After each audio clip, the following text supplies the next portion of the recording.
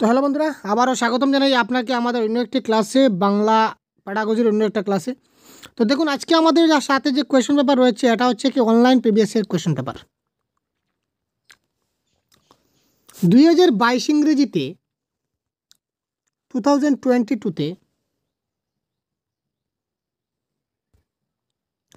দেখুন 2022 ইংরেজিতে আমাদের কী হয়েছিল, অনলাইন এক্সাম হয়েছিল।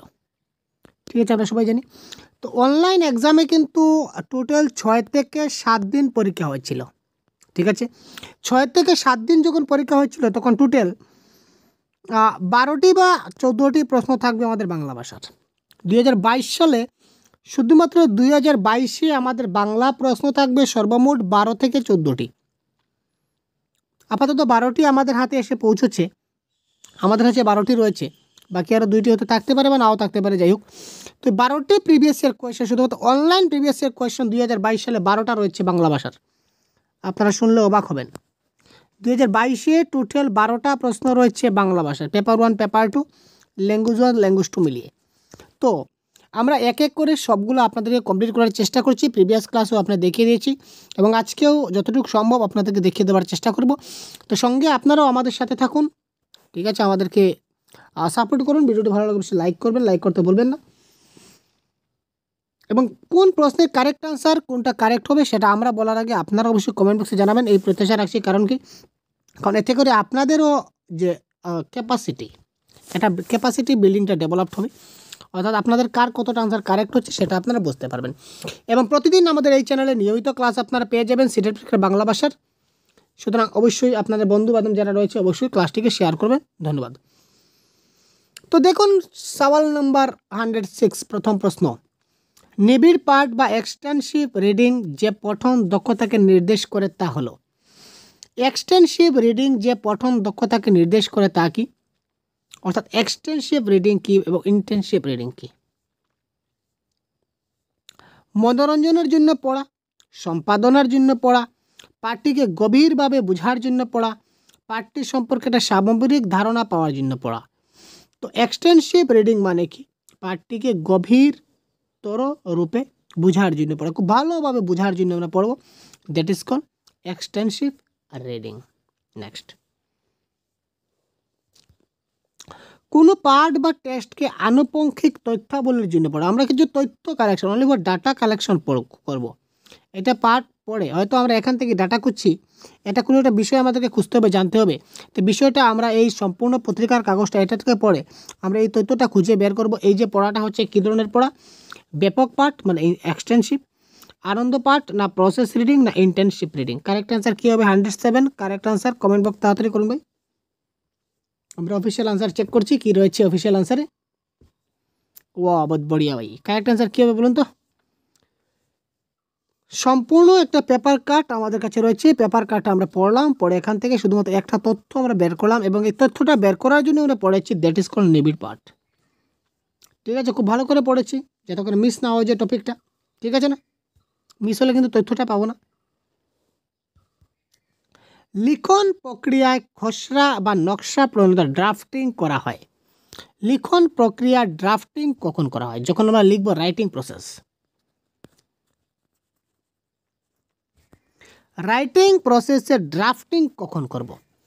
পরিকল্পনার পর, পুনরীক্ষণের পরে, সম্পাদনার পরে না পুনর্লিখনের পরে? আমরা ড্রাফট লেখার সময় ড্রাফট বানানো হয়, লেখারও 5টা বা 6টা স্টেপ রয়েছে। ঠিক আছে, এই 6টা স্টেপে কিন্তু আমাদের লিখনটা সম্পন্ন হয়, স্টেপ, প্রত্যেকটা স্টেপ। তো এই ড্রাফটিংটার মধ্যে একটা স্টেপ হচ্ছে ড্রাফটিং। তো ড্রাফটিংটা আমরা প্ল্যানিংয়ের পরে করব না রিভিউর পরে করব না এডিটিংয়ের পরে করব না রিরাইটিংয়ের আগে? অর্থাৎ ড্রাফটিংয়ের ঠিক আগে কি হয়? প্রশ্নটা হচ্ছে যে ড্রাফটিংয়ের ঠিক আগে কি আসবে সেটা আমাদের বসাতে হবে, তাই না? তো এটা কারেক্ট অ্যান্সার হবে প্ল্যানিং। প্রথমে পরিকল্পনা করব, প্ল্যানিং করব, কী লিখবো, প্ল্যানিংয়ের ঠিক পরেই আমাদের কী হবে? একটা ড্রাফটিং হবে। ঠিক আছে, লিখন প্রক্রিয়ার শেষ ধাপ কি? রাইটিংয়ের যে স্টেজ রয়েছে, এই স্টেজের একদম শেষ ধাপ বা লাস্ট স্টেজটা কি? প্রকাশনা, পাবলিশিং, মনোমাইন্ড চিন্ত্রণ বা মাইন্ড ম্যাপিং, ত্বরিত বিকল্প চিন্তা বা বিচার বিবেচনা বা ব্রেনস্টর্মিং যাকে বলা হয়, বা রিভিউ। তো রাইটিং স্কিল বা রাইটিং প্রসেসের একদম লাস্ট স্টেপটা কী হবে? কমেন্ট করুন তো তাড়াতাড়ি ভাই, কী হতে পারে? বড়িয়া কোয়েশ্চেন, মজাদার কোয়েশ্চেন ভাই। এই ধরনের প্রশ্ন পাবেন ভাই আপনারা এক্সামে, কারণ অনলাইন কোয়েশ্চেন পেপার অনেক রিপিট হয়। আমরা দেখেছি 22-এর প্রশ্ন 23-এ এসেছে 1-2টা, 24-এ এসেছে 1-2টা। তো এইবারে যে এক্সামে আসবে না সেটা কোনো কথা নয়। লিখন প্রক্রিয়ার শেষ ধাপ কি? লিখন প্রক্রিয়ার একদম লাস্ট কি? লাস্ট হচ্ছে কি? প্রকাশনা বা পাবলিশিং। ঠিক আছে, পাবলিশ করে দিলাম তো শেষ, আর কি করব?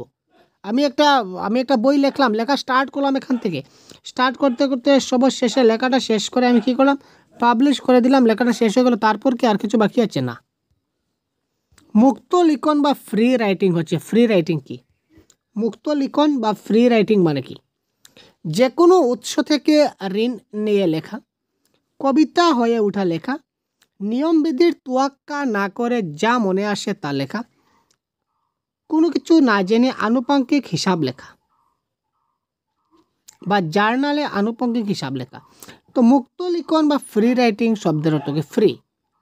ফ্রি মানে কোনো বাধা নিষেধ নাই, যা মনে আসে তা লেখো, দ্যাট ইজ কল নিয়মবিধির তোয়াক্কা না করে মনে যা আসে তা লেখা।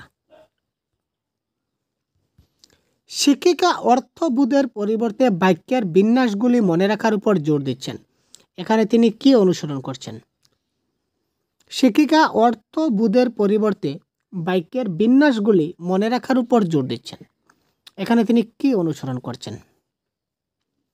শিক্ষিকা অর্থবোধ, তিনি বলছেন না অর্থ দরকার নেই, আমার বাক্যের বিন্যাসগুলো যদি মনে রাখে তো সাফিসিয়েন্ট।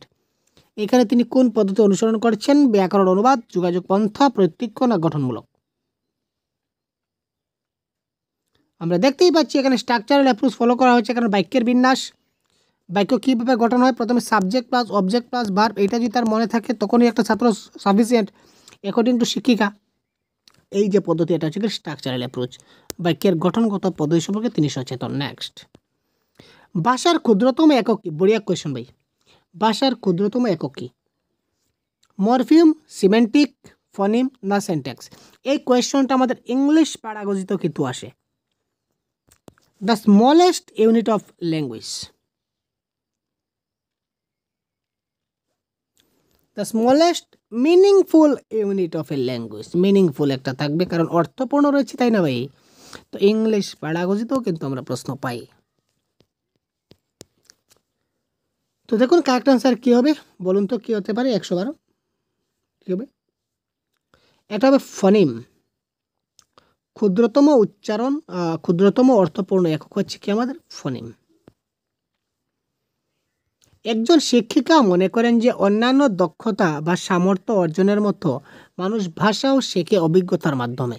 এ ব্যাপারে তিনি কোন তাত্ত্বিকের সঙ্গে একমত হচ্ছেন? অর্থাৎ কোন তাত্ত্বিক একথা বলেছেন? আমরা ডাইরেক্টলি একথা বলতে পারি, প্রশ্নটা ঘুরিয়ে দিয়েছে, তো আমরা ডাইরেক্ট একথা বলতে পারি যে কোন তাত্ত্বিক বা কোন সাইকোলজিস্ট বলেছেন যে অন্যান্য দক্ষতা ও সামর্থ্য অর্জনের মতো মানুষ ভাষাও শেখে অভিজ্ঞতার মাধ্যমে, বা মানুষ ভাষা অভিজ্ঞতার মাধ্যমে শিখে, কথাটা কে বলেছেন? এই ধরনের প্রশ্ন আসতে পারে।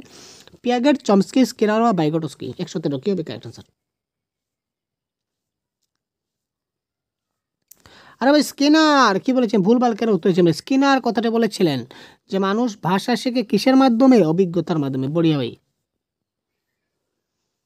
শিশুদের সঙ্গে সরল ভাষায় অর্থাৎ সিম্পল স্পিচ, উচ্চ স্বরাগম অর্থাৎ হাই পিচ এবং স্বরের উত্থান পতন সহকারে কথা বলা কিসের দৃষ্টান্ত? শিশুদের সঙ্গে আমরা অনেক সময় সহজ ভাষায় কথা বললাম, কোনো কোনো সময় উচ্চ স্বরে কথা বললাম, আবার কোনো কোনো সময় উচ্চ নিচ্চ স্বর মিলিয়ে কথা বললাম। এই যে কথা বললাম সেটা কিসের দৃষ্টান্ত?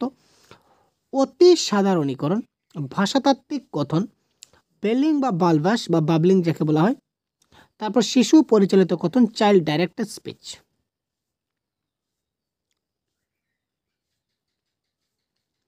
এটা কারেক্ট আনসার হচ্ছে চাইল্ড ডাইরেক্টেড স্পিচ, শিশু পরিচালিত কথন। শিশুদের পরিচালনা করতে গেলে কখনো কখনো খুব নরম স্বরে কথা বলতে হয়, কখনো কখনো মিডিয়াম স্বরে কথা বলতে হয়, কখনো কখনো যখন শিশুরা কথার অবাধ্য হয়ে যাচ্ছে আর কন্ট্রোল করা যাচ্ছে না, তখন একটু হাই স্পিচে কথা বলতে হয়। ব্যাপার বুঝতে পারছেন? That is called child directed speech. Wow, আবার চলে আসলো শিক্ষণ অক্ষমতা। যে শিক্ষণ অক্ষমতা লার্নিং ডিসেবল থাকিলে ভাষার ধ্বনিগুলি শনাক্ত করতে অসুবিধা হয় বলে পঠন সমস্যা দেখা দেয়, তাকে কি বলে? পঠন সমস্যা। দেখুন, প্রশ্ন যতই ঘুরিয়ে ফিরে দেখ না কেন, প্রশ্নের মধ্যেখানে কিন্তু একটা ইঙ্গিত আমাদের দিয়ে দেয়। প্রশ্ন যতই ঘুরিয়ে ফিরিয়ে দেখ না কেন বাবা, কিন্তু তার মধ্যে কিন্তু একটা ইঙ্গিত আমাদের দিয়ে দেয়, যে ইঙ্গিতের মাধ্যমে কিন্তু আমরা বুঝতে পারি যে কারেক্ট আনসার কী হবে। ভাই, আমরাও শিখে গেছি ভাই, তারা জানে না। দেখুন এখানে, দেখুন কি বলেছে, লার্নিং ডিসেবিলিটি থাকলেও ভাষার ধ্বনিগুলি শনাক্ত করতে অসুবিধা হয়, এইসব অনেক কথা বলেছে, আমরা কিচ্ছু জানবো না। এখানে শুধু দেখবো পঠন সমস্যা দেখা দেয়, পঠন সমস্যা, রিডিং। তো রিডিং প্রবলেম হলে কী হয়? ডিসলেক্সিয়া। আমরা আজ অনেক শিখেছি ভাই, ডিসলেক্সিয়া কোথায় আছে খুঁজে নাও। Option number 3, option number 3 dyslexia. যদি সেখানে বলতো এই সব সমস্যা সমাধান করে তার লিখনের সমস্যা দেখা দেয়, that is called writing. Writing হলে কী হবে? ডিসগ্রাফিয়া। ডিসগ্রাফিয়া। এখানে তার ম্যাথসের গাণিতিক সমস্যা দেখা যাচ্ছে, যোগ বিয়োগ পূরণ ভাগ করতে পারছে না, গাণিতিক সমস্যা দেখা যায়, ডিসক্যালকুলিয়া, ক্যালকুলেটর থেকে ক্যালকুলিয়া, ভেরি সিম্পল। ভাষাগত সমস্যা, দ্যাট ইজ কল্ড অ্যাফাজিয়া। 4টা complete. That is called concept is clear, concept is the most পাওয়ার।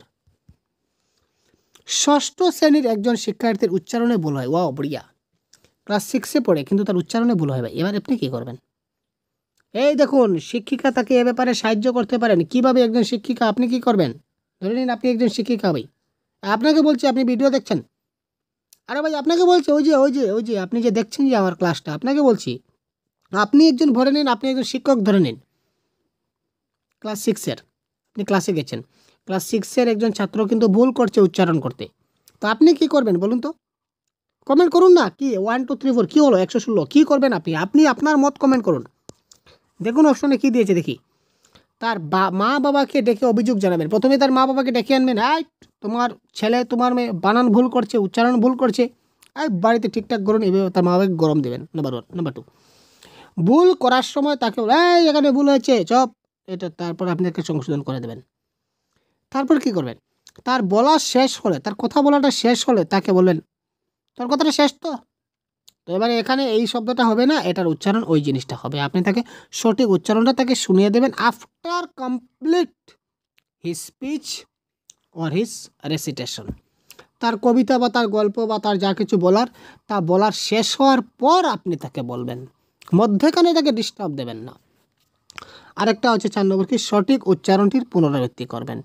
তো কারেক্ট আনসার কী হবে অ্যাকর্ডিং টু ইউ? আপনি যে আমার ভিডিও দেখছেন, আপনাকে বারবার বলছি, according to you correct answer কী হবে? 1 2 3 4 কমেন্ট করুন। 116 এর কারেক্ট আনসার কী হবে ভাই? ফাটাফাটি কারেক্ট আনসার চাই। প্রথম, মা বাবাকে ডেকে অভিযোগ জানাবেন না, সঠিক উচ্চারণটি পুনরাবৃত্তি করবেন না, ভুল করার সময় তাকে থামতে দেবেন না।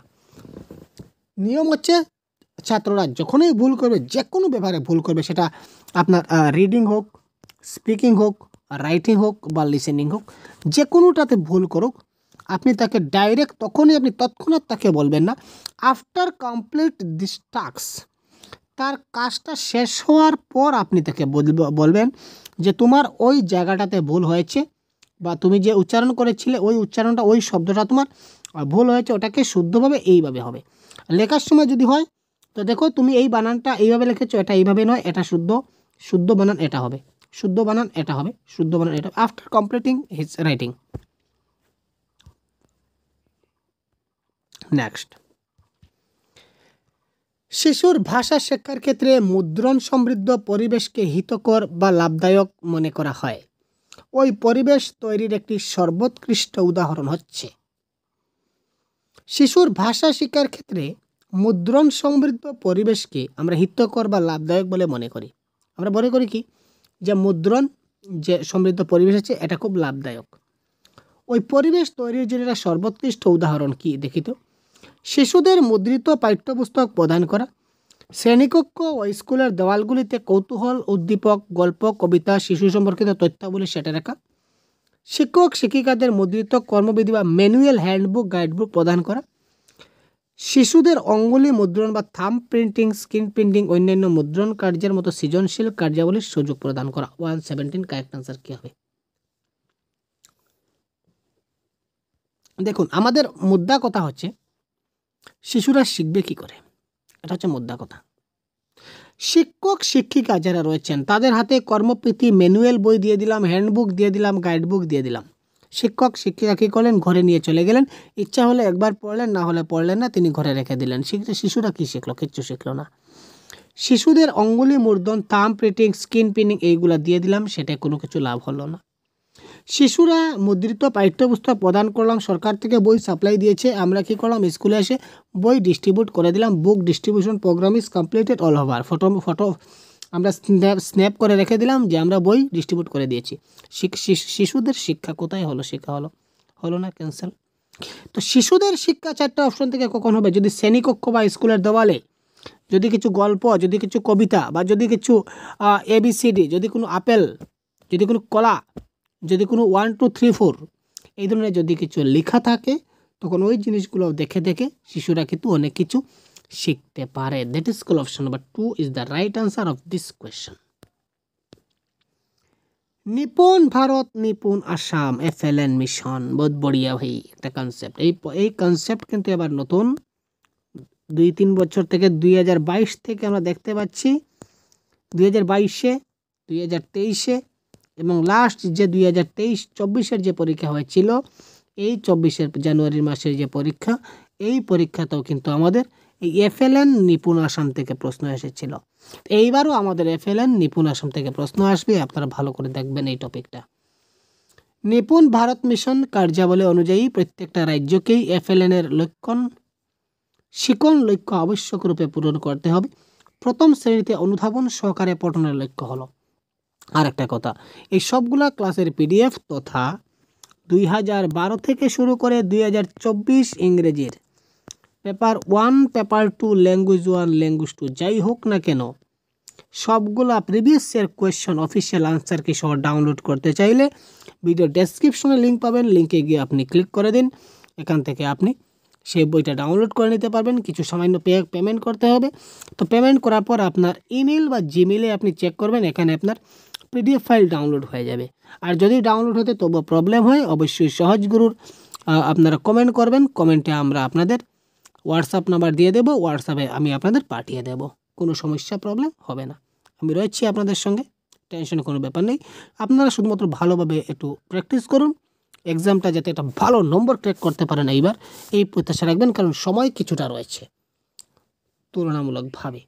দেখুন, তো এই নিপুণ আসাম বা FLN-এর মতে প্রথম শ্রেণীতে অনুধাবন সহকারে পঠনের লক্ষ্য কী? বয়স অনুপাতে নির্ধারিত অপঠিত আননোন টেক্সট থেকে 4-5টি সহজ শব্দ সম্বলিত ছোট ছোট বাক্য পড়তে পারা। It is the right answer. Next, কোনো পরীক্ষার উদ্দেশ্যে একটি বিষয় পড়ার জন্য কোন পঠন কৌশলটি অবলম্বন করা হয়? কোনো পরীক্ষার উদ্দেশ্যে একটি বিষয় পড়ার জন্য কোন পঠন কৌশলটি অবলম্বন করা হবে? ব্যাপক পাঠ, নিবিষ্ট পাঠ বা খুঁটিয়ে পড়া স্ক্যানিং, অনুপঙ্কিক পাঠ, চক বোলানো, না সামগ্রিক পাঠ, না স্কিমিং? 119। পরীক্ষার জন্য পড়বেন মানে কি? পরীক্ষার উদ্দেশ্যে একটা বিষয়ে পড়বেন মানে কি আপনি ভালো করে পড়বেন না? আপনি সিটের দিচ্ছেন, ধরে নিন আপনি সিটের দিবেন, এবার আপনি সিটের দিচ্ছেন, আপনি কি ভালো করে পড়বেন না উপরে উপরে পড়ে যাবেন? উপরে পড়ে যাবেন না একদম খুঁটিনাটি একদম প্রত্যেকটা টপিক ঝালাই মালাই করবেন? নিশ্চয়ই ঝালাই মালাই করবেন, তার মানে কি স্ক্যান করবেন। প্রত্যেকটা বিষয় খুঁটিয়ে খুঁটিয়ে পড়বেন। That is call option number 2 is the right answer. এই দেখুন অফিসিয়াল আনসার কি রয়েছে, আপনার আনসার কি দেখে আপনার জন্য ক্লাস প্রোভাইড করছি। শুধু অনলাইন নয়, 2022-এর অনেকগুলো পেপার আছে, তাছাড়া 2012, 13, 14, 16, 18 অর্থাৎ একদম 2012 থেকে শুরু করে 24 পর্যন্ত, 21, 22, 23, 24, 19 সবগুলো কোয়েশ্চেন পেপার এখানে আপনারা একটি মাত্র PDF পেয়ে যাবেন। ভিডিও ডেসক্রিপশনে ক্লিক করে ডাউনলোড করে নিন, এটা লিঙ্ক পাবেন। কোনো পরীক্ষার উদ্দেশ্যে একটি বিষয় পড়া, আচ্ছা এটা তো হয়ে গেল ভাই। 120 দেখি, শিক্ষিকা তার শিক্ষার্থীদের লিখন সামর্থ্যের উন্নতি যাচাই করতে চান। শিক্ষিকা তার শিক্ষার্থীর কী করতে চাইলেন? তিনি লিখন সামর্থ্যের উন্নতি যাচাই করতে চাইলেন। এ ব্যাপারে কোনটি তার সবচেয়ে নির্ভরযোগ্য উপায় হবে? শিক্ষিকা তার শিক্ষার্থীদের লিখন সামর্থ্যের উন্নতি যাচাই করতে চাইলেন, যে আমার সেই শিশুটির লিখন সামর্থ্য যাচাই হচ্ছে কিনা না আমরা একটু দেখে নিই। তো এক্ষেত্রে তিনি কী করবেন? সাক্ষাৎকার করবেন, রুবিক্স করবেন, পোর্টফোলিও করবেন, আত্মমূল্যায়ন করবেন। 120। এক্ষেত্রে কারেক্ট আনসার কি? পোর্টফোলিও হবে কারেক্ট আনসার। ঠিক আছে, তো পরবর্তী ক্লাসে আবার কথা বলবো। আজকে এই পর্যন্তই। ভালো থাকবেন, ধন্যবাদ।